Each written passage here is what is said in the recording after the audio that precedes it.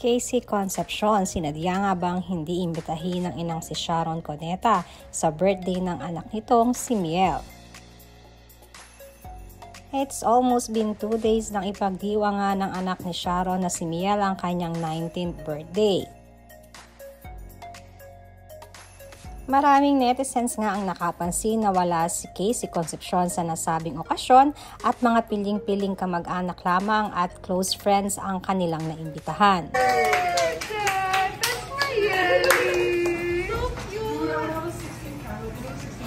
Ganon pa man ay marami pa rin ang umaasa na sa bandang huli ay maaayos na Sharon Cuneta at Casey Concepcion ang kanilang hindi pagkakaunawaan.